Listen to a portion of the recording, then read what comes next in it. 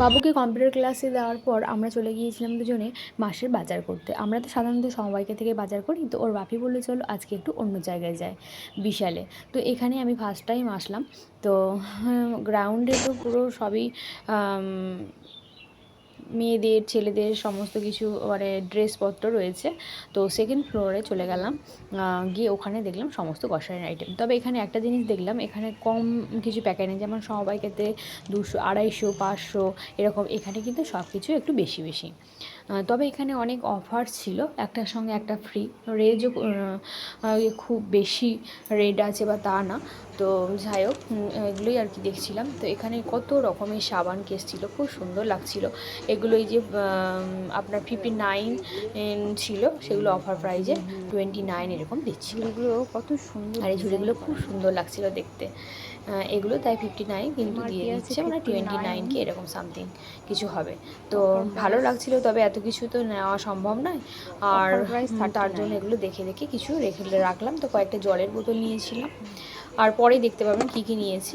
আর এই টিফিন বক্সটা দেখছিলাম, তো বাবুর এখনও টিফিন বক্স রয়েছে অনেক কটা।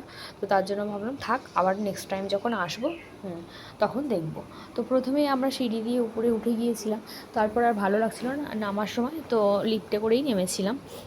কারণ 2-3 তলার ওই অতগুলো সমস্ত কিছু মানে মাল নিয়ে, তো তার জন্য বললাম আর নিচে এভাবে নামবো না, চলো লিফটে করেই যাই।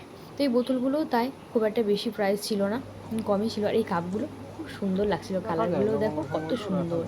তো বাবুর এরকম কাপও আমি আগে কিনে দিয়েছিলাম, খাই তো না, মানে ভীষণ গরম লাগে ঠোঁটের কাছটা। আর এগুলো খুব তাড়াতাড়ি মানে ঠান্ডা হতে অনেকটাই দেরি হয় আর কি।